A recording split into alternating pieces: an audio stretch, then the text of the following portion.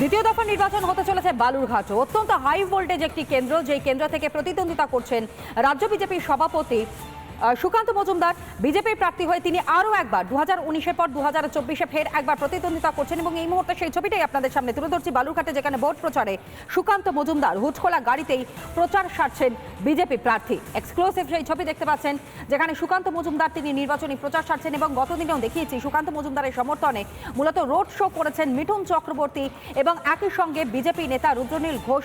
আর ঠিক তার পাশাপাশি যে ছবিটা আজ আপনাদেরকে দেখাচ্ছি, যেখানে একদিকে বালুরঘাটে সেখানে হুচখোলা গাড়িতে করে ভোট প্রচারে সুকান্ত মজুমদার, ঠিক তার পাশাপাশি দার্জিলিংয়ে যেখানে শাহের অপেক্ষা করছেন দার্জিলিংয়ের বাসিন্দারা গোর্খা স্টেডিয়ামে কিছুক্ষণের মধ্যেই অমিত শাহ তিনি উপস্থিত থাকবেন এবং মূলত দার্জিলিং কেন্দ্র থেকে বিজেপির প্রার্থী রাজু বিস্তার সমর্থনেই আজ নির্বাচনী জনসভা রয়েছে অমিত শাহ। ঠিক তার পাশাপাশি দেখতে পাচ্ছেন দ্বিতীয় দফার নির্বাচনের ঠিক আগের মুহূর্তে জোরদার প্রচার চলছে বালুরঘাট অন্যতম একটি হাই ভোল্টেজ কেন্দ্র এবং সেখান থেকে প্রতিদ্বন্দ্বিতা করছেন ফের একবার বিজেপির টিকিটেই সুকান্ত মজুমদার।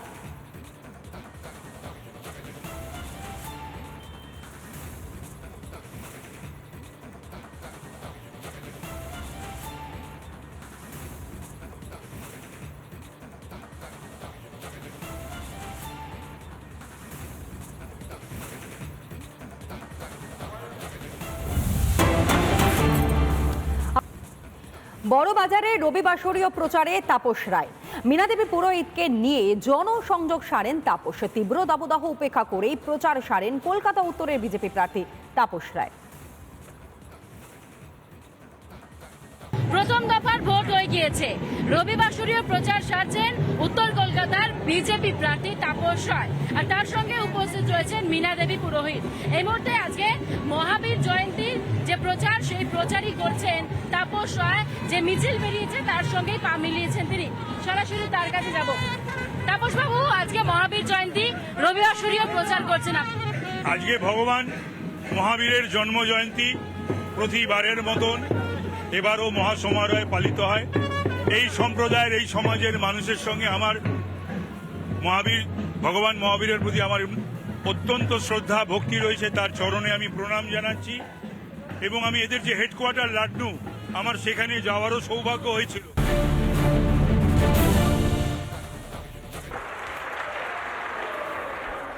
क्या ममता दी है सब आपको दिखाई नहीं देता है?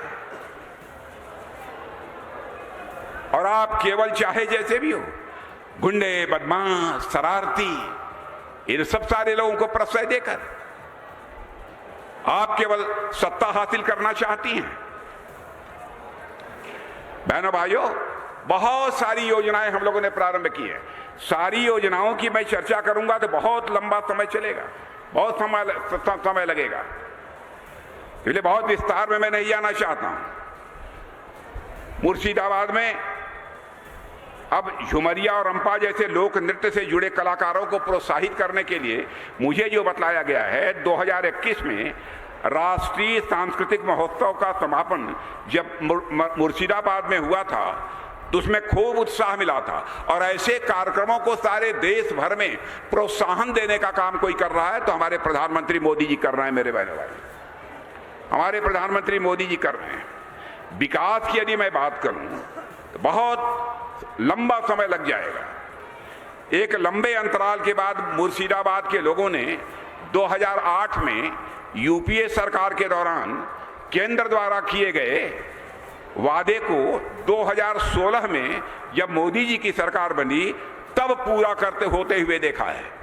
मुर्शिदाबाद पश्चिम बंगाल को गरीब किसानों और लोगों को पहुंचाने के लिए, लाभ पहुंचाने के लिए 2008 में जंगीपुर मेगा फूड पार्क आवंटित किया गया था, हमारी सरकार ने किया था। ऐसे ही कई काम हैं। जब इनमें सारी चीजों की चर्चा करूंगा बहुत ही लंबा समय लगेगा। रेलवे ने अमृत भारत स्टेशन योजना के तहत उन्नयन के लिए जंगीपुर रोड स्टेशन की पहचान की है। इतना ही नहीं, मुर्शिदाबाद में नाशीपुर रेलवे पुल के निर्माण का अंतिम चरण 2022 में शुरू कराया, हमारी सरकार ने कराया। राष्ट्रीय राजमार्ग 34 बरुआ मोड़ बेलडांगा शहर से होकर गुजरता है। केंद्र सरकार ने सबकी यहां चिंता की, बीड़ी बनाने वाले जो हमारे श्रमिक हैं उनकी भी उन्होंने चिंता की है।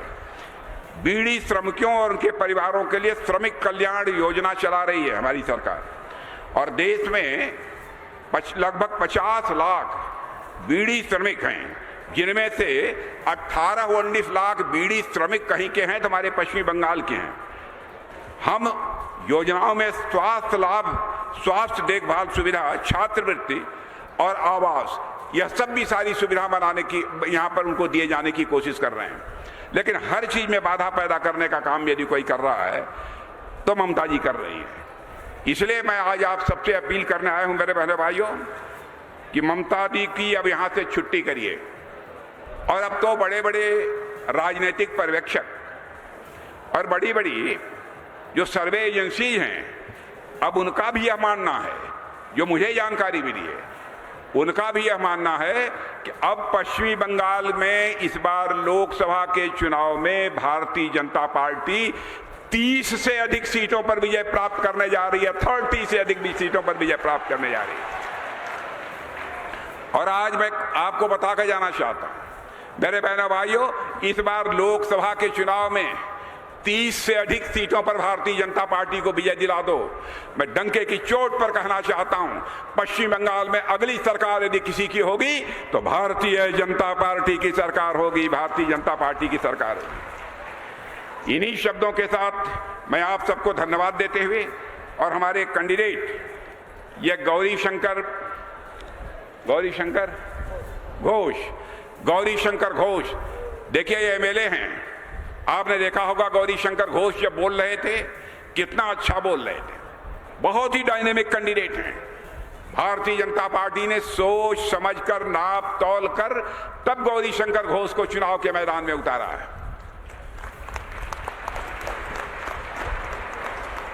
तो ये बतलाइए, गौरी शंकर घोष को जिता देंगे? जिता देंगे? जिता देंगे तो एक बार हाथ उठाकर ताली सब लोग बजाइए तो मैं मान लूं जिता देंगे। सब लोग हाथ ऊपर करके ताली बजाइए, हाथ ऊपर करके। वाह। और हमारे विधानसभा के कैंडिडेट भास्कर सरकार, आपने देखा भास्कर सरकार को?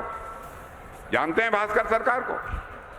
तो भास्कर सरकार को भी इस बार विधानसभा के चुनाव में भारी मतों से जिता दीजिए। संदेश चला जाएगा कि अगली जो पश्चिम बंगाल सभा की विधानसभा आएगी उसमें बहुमत यदि किसी का होगा तो भारतीय जनता पार्टी का बहुमत होगा मेरे बहनों। तो इसलिए आज इससे ज्यादा कुछ न कहते हुए मैं आप सभी को धन्यवाद देते हुए अपनी बात समाप्त करता हूं। और अंतिम बात मैं कहूंगा, यदि आपने गौरी शंकर घोष और हमारे विधायक इन दोनों को आपने चुनाव जिता दिया, ये पक्का मानिए मैं दूसरी बार मैं फिर से आप सबके बीच में आऊंगा। और यदि मैं दूसरी बार आपके बीच में आऊंगा, अपना स्वागत कराने के लिए नहीं आऊंगा। दूसरी बार यदि आप सबके बीच में आऊंगा तो एक बार शीश झुकाकर आप सभी का स्वागत करने के लिए आऊंगा, आप सभी का अभिनंदन करने के लिए आऊंगा। आप सब